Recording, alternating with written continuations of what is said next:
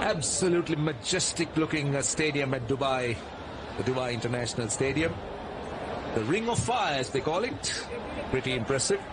And mind you, it's a massive stadium. You could hold in a fair bit of people, just one part of the stadium full, and no guessers.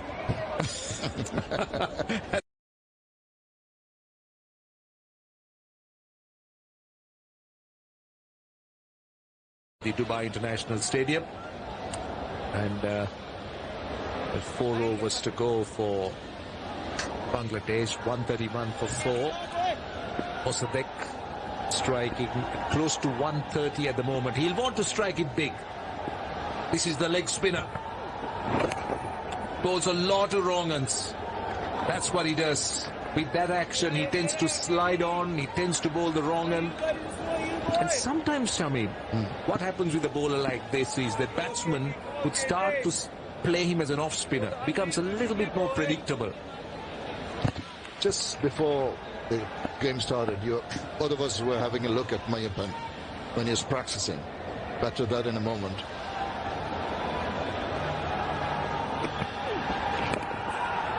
Yes, exactly. Yeah, lucky there. Just something that you pointed out, that at point of release, he didn't seem to.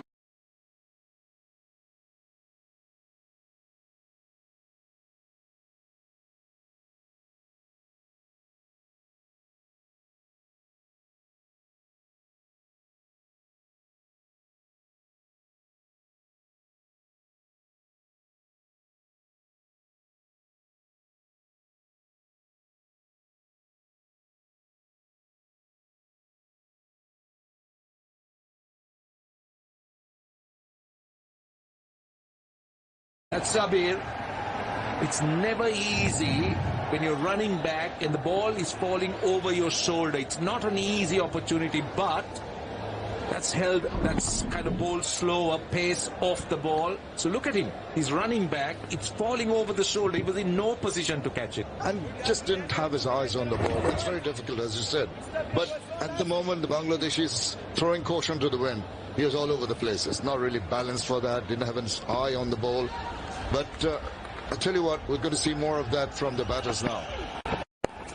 There you are. That again, you could see the wrong and that's pushed through quickly. Now that's what he's doing well. But talking to Robin Singh today, the coach of UAE, what he kept telling us was that in the past, there you are, that's Robin. Mayappan would bowl outside the stumps and he struggled to bowl in line when he was attempting to bowl the wrong and the top spinner. But now he's going more straighter. But he acknowledged the fact that he doesn't really spin the leg break that much, but he's working with this young Mayappan. See, that trajectory tells you that he's now trying to be a little more orthodox in his release. I'm sure he's getting the tutelage from the right persons. But one thing that has impressed me is his awareness of the situation. He floats the ball. He tries to tempt the batter. And the next particular...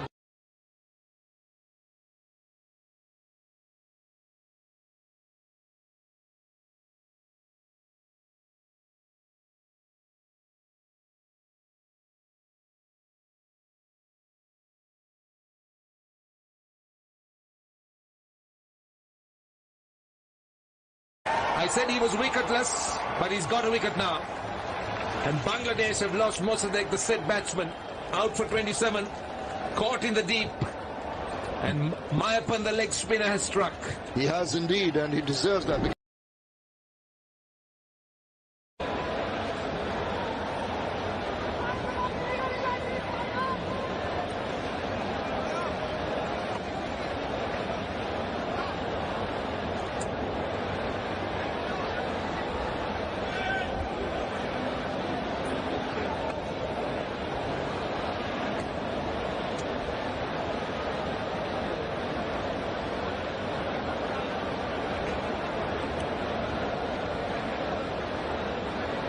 Right, it's a bit of a fight back by UAE with that wicket.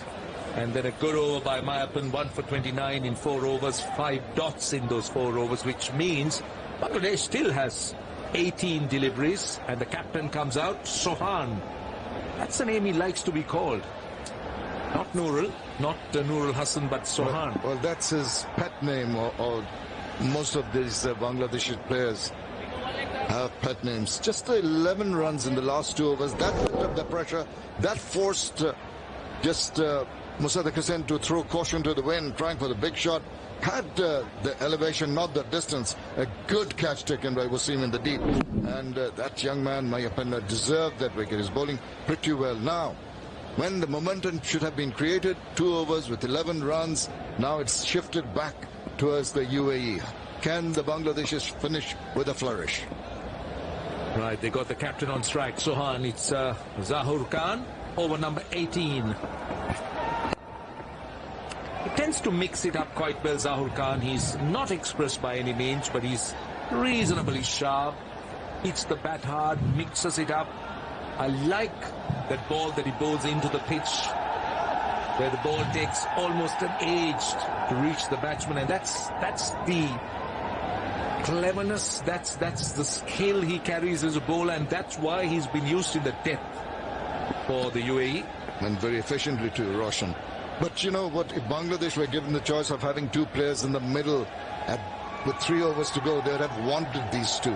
The 2 big hitters. Yasser can hit a big sixes all over the place. He's a big guy. And 1 for 36 so far. No wickets for Zahur as yet. Yeah, that was not timed, but you could see the intention. Now, UAE wouldn't mind the singles at this stage. Now, this is a stage of an innings that you'll be looking for boundaries. You'll be really going very hard. 4s, 6s, 2s. You'll have the odd single, but not continuous singles. At the moment, over number 18, they've started well, UAE. So if they can keep them down to around 160, I think it's a good comeback by the UAE. I completely agree with you there. Sohan played a supporting role to Afif Hussain in the first game, just held things together, let Afif do the scoring. But he's got to have a different role today. He's got to lead from the front. Yasir Rabbi is there, but a very capable batsman, the Bangladesh skipper. Doesn't have much time to settle down. Did he touch the pad, but it was just going down the leg side. Again, just got into that position early. And what is he saying? Is it a leg by or is it off the pad? No, he didn't make a leg by signal. Yeah, so it has to be. I thought I heard that paddy sound rather than a woody sound, but it's a single nevertheless. But just on Sohan, so he's a standing captain until Shakib returns, you think? Oh. That's right. Shakib hopefully will go to the tri-nation match that's going to happen in New Zealand, with New Zealand, Pakistan and Bangladesh playing prior to the start of the World Cup. He's just trying to pick his spots. Sure, he's got to go big. He's got 3 men on the leg side boundary, long off and a man square on the offside. Yasir Ali again does not pick the gap as effectively as he would have liked. A couple of runs nevertheless. Not a great return, but Bangladesh needs boundaries. These are moments that they should be looking to capitalize, should be looking to win. Because when they're up against stronger teams, you would find that the pressure is greater. So it's imperative that Bangladesh look to dominate teams like the UAE, particularly in this stage of the innings. Indeed, and I think with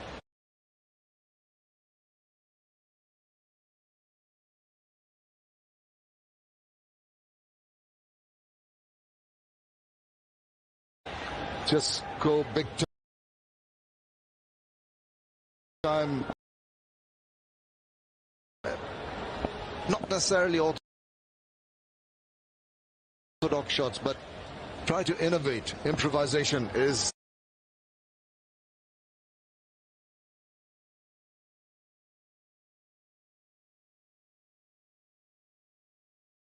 the call of the day right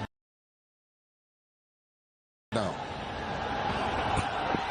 Again bowled into the pitch. This is really clever bowling. He is doing that expertly well.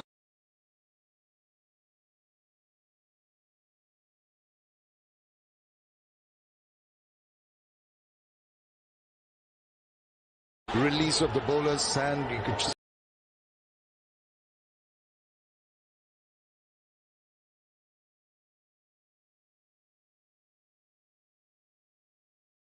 see him rolling his fingers.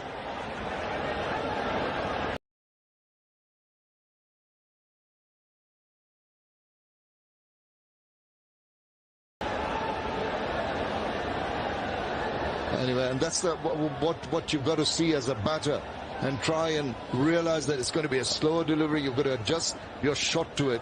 You're just throwing your bat in hope more than any.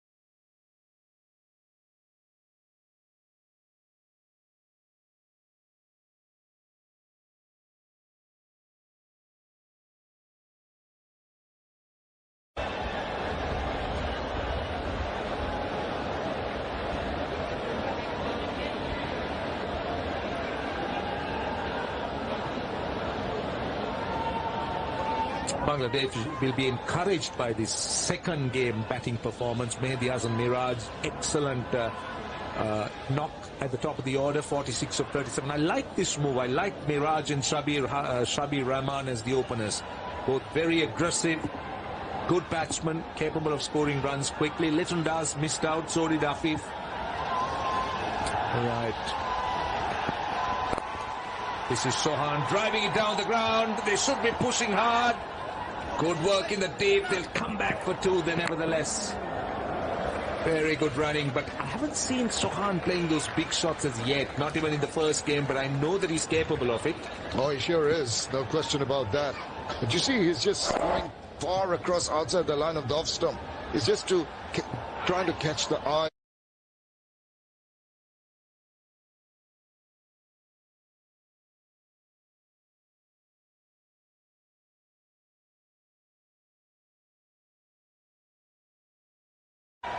But just needs the finishing touch to take them over the 165, 170 mark.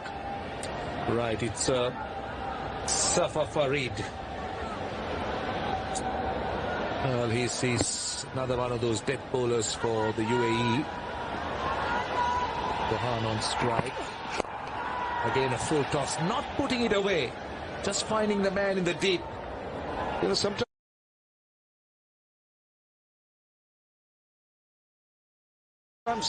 if you try to be too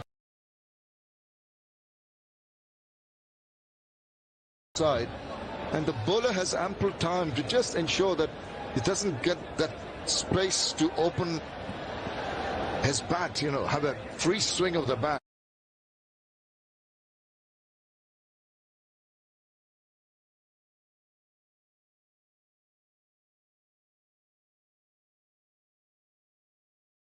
Is cramping him, and thus he's forced to play down the wicket rather than a horizontal shot on square of the wicket. So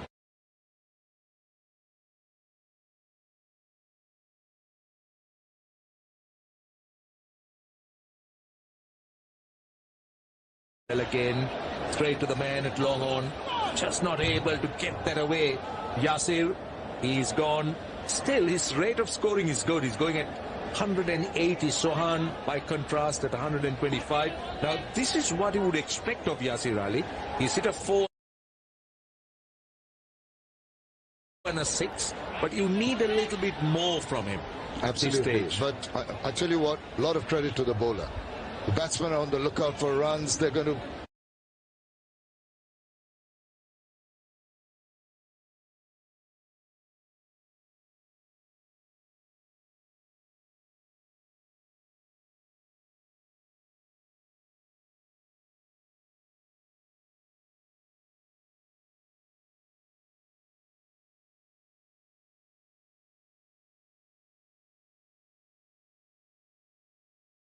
strike again, just a single. He's doing the right thing. He's going full and wide. Sohan just sets himself up going wide of the off stump, and what Farid does is he's following him. He's just going full, he's going wide, and not just letting him get underneath it. And it's repetitive. It's pretty obvious. So I hope it's nothing serious. This is the reason why he's having the treatment. Just after he tumbles, hits his head on the ground, and it's taken a bit of time for him to go out and get treatment. I hope that he hasn't got a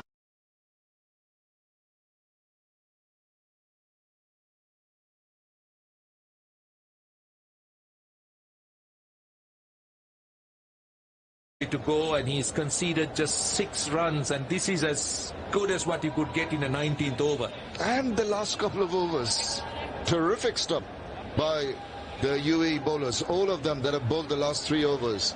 It's been excellent from them, kept it tight, haven't given away boundaries when Bangladesh was looking for it, and they seem to be in the rhythm to get those runs.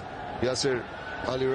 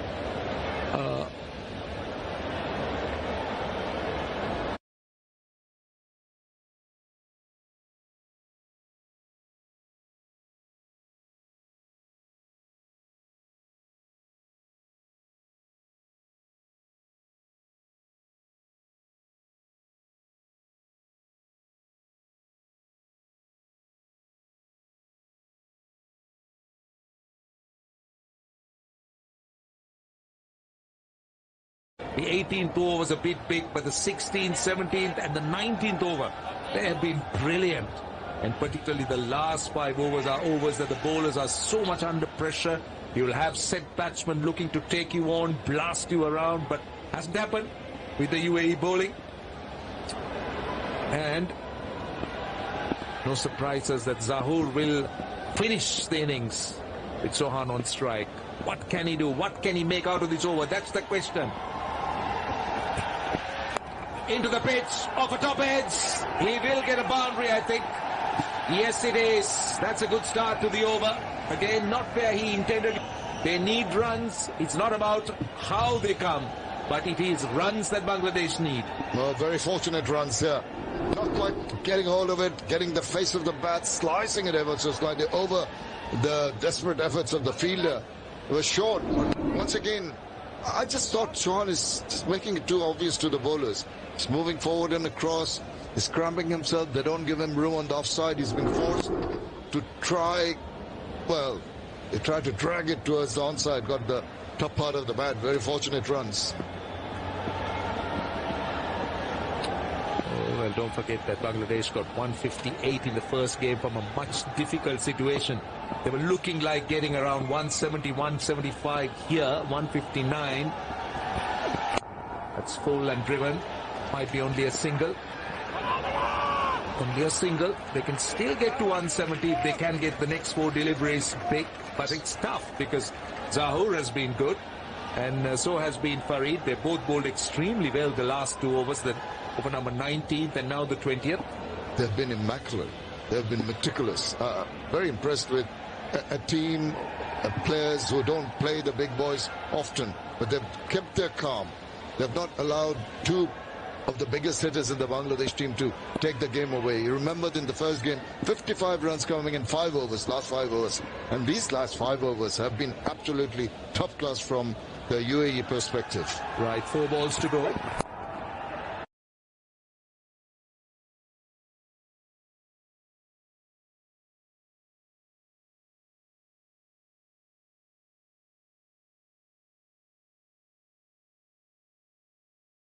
About creating opportunities at this stage of the innings, and that's what Bangladesh will be wanting to work out or wanting to be working on, particularly in the last overs of a T20 game. You see, both these batters have the intention of trying to hit the ball as hard as possible. They can have deft touches, can use the angles, they can use the lack of pace to manufacture shots. They haven't tried that.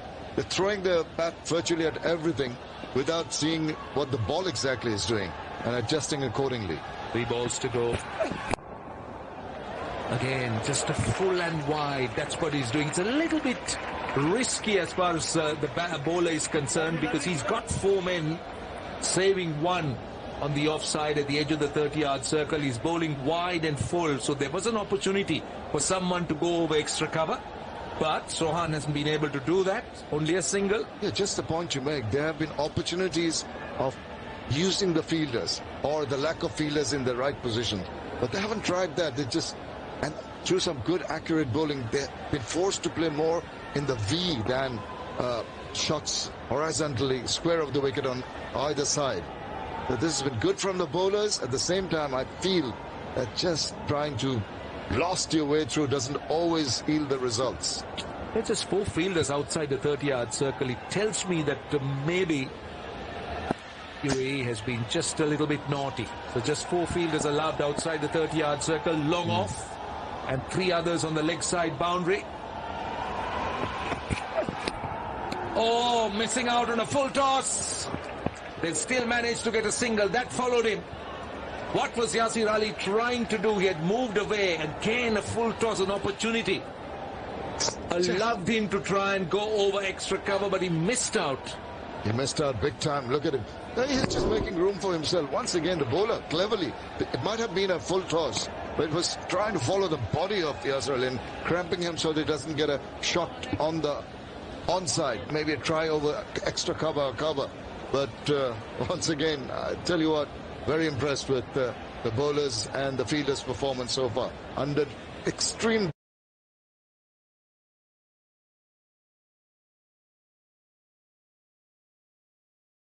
has been. So 2, in fact 1 more ball to go. 8 runs in the over. 163 for 5. Can Bangladesh finish off with a flourish? Or will UAE be able to control it? Let's see. 1 ball to go. Captain on strike. Sohan, that is. Time to finish off with a flourish. Time to have the momentum with Bangladesh. And he's hit it high down to long off, and he does well with a 6. And that is a great flourish to end the over. Carries the momentum into the field.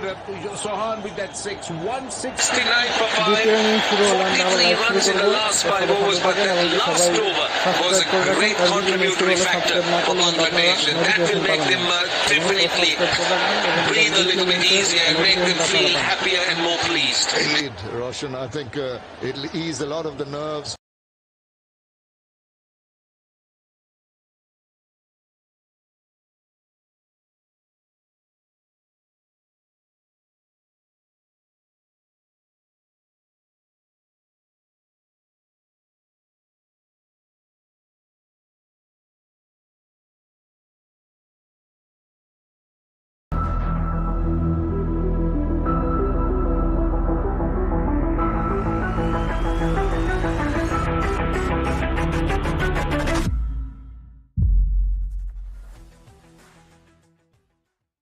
Middle here for this 3rd T20 International, and the series is level 1 apiece. Just a reminder, Rohit Sharma of India, he won the toss and he decided to bowl first. It's a difficult ground to defend, so that might have prompted that decision. A little bit earlier, we heard from inside the camp, we heard from someone from the Indian camp. Let's hear what he had to say. I'm with Bhuvneshwar Kumar. Bhuvi, you've been very economical so far this series. How do you feel about your own form? Feeling good. I've bowled, mostly I've bowled 2 overs. I bowled only 2 overs in both the matches and bowled in the power play only. But yes, the way I bowl in the power play, especially on these wickets, there's not much help with the new ball, but the way I've been wearing the pace, I'm happy with that. Yeah, you're a senior member of this bowling attack. How do you feel your younger members of the team have been doing? Avesh, Arshdeep? They're doing very well. If you talk about Arshdeep, you saw him the way he bowled in both the matches. He's been phenomenal. And Avesh, of course, he bowled the last over, but I'm sure there's learning for him as well. But yes, when it comes to me talking to them or sharing experience, I keep trying to do that. So whatever the help I can do. Yeah, I would imagine they all look up to you. Can you describe a bit that leadership role that you play in this pace attack? I mean, I think it's just a word. I mean, leadership. But yes, there are many other senior players as well. So they just keep talking to the new younger guys, or keep sharing their experience, or especially what kind of things work in West Indies or against the position. So I think these are the sort of things we talk about, and I mean, we always try to help them. Thank you so much. Go well today. Thank you. Yeah, Bhuvneshwar Kumar will have an important role to play when he bowls on this surface a little bit later. And just to remind you guys, in Warner Park, we always have that strong breeze that comes across, that gale force wind that the players will have to factor in. We saw a few of them trying to hit into the wind, trying to clear not only the bigger boundary, but also that strong breeze. And that caused their demise. Rishabh Pant going against it. Odin Smith taking a good catch off Ravi Chandran, Ashwin down in the deep. So all four of those batsmen who got caught into the deep hitting against the wind, and that's something that they'll have to reconsider and maybe replan as they go into this third T20 international. Alongside me now, former West Indies captain, two-time World Cup winning captain Darren Sammy. Darren, you saw what this surface had to offer yesterday. It's the same surface that we're playing on today. What are your thoughts? I expect it to play the same way as it did yesterday. You heard Nicholas Puran saying he's happy to bat first. It will be the third inning on this ground. And exactly how we discussed, it is a seam-friendly wicket. The bounce Obed McCoy got first up to Rohit Sharma, and all the other seamers just operate. You could use your cutters, you could use your variation. I don't think this wicket is a wicket for Yorkers. There is enough assistance in the wicket to use it, and that good 6 to 8 meter length, that's where you should be operating from. Just to explain that a little bit further, I hear what you say in terms of not a pitch for Yorkers, but oftentimes in T20 and in limited overs, that's the go-to delivery. Why did you say that just there? Yeah, because normally when the wicket is flat and nice, you want to take it out of the equation. You want to bowl Yorkers to get the ball under the bat where the batters cannot hit it. On a surface which offers assistance to you, it's easy. A strong wind blowing across the ground, if it's the right-hander facing from this side of the ground, you bowl the ball into the wicket, so you're forcing the batsman to play against the breeze. You saw Rishabh Pant, first ball from Akil Hussain. He tried to come in and access that side, and I said Akil has to bowl it a touch fuller, so he has to hit in against the direction of the breeze, and that's what you have to use. You have to be smart. Nicholas Brown has brought in another left-hander in Dominic Drake's in, just to exploit these conditions, just like Obed McCoy did. And also to add to that, the short straight boundaries here. If you go for that Yorker and you miss your length, you can disappear. Most definitely. It's about, what, 60 meters straight. And with the breeze blowing in that direction, you don't want to give the batsman the easiest scoring option on that surface. And that would be full and straight. And sometimes when players see these dimensions here, they can get a little bit carried away. India came out really positively, they came out aggressively, but they lost 3 wickets in that power play. The West Indies, in contrast, they batted their power play without losing a wicket. Well, that's the advantage of playing at home, and that's why a small ground like this, the average first innings score is about 138. Because as batters, we come in here and you see short, straight boundaries, and we just want to hit 4s and 6s. India hit, I think, 5 6s in the first power play, but they were only scored 138. The ball gets older and it gets harder to hit. So you still have to apply yourself. I think the pitch brings the short square boundaries. It balances the ground, and that's why Warner Park is such an interesting place to play cricket. Very interesting thoughts from Darren Sammy, and one of the batsmen who will have to bat on this surface. He did well yesterday. Alex Jordan caught up a little bit earlier with him.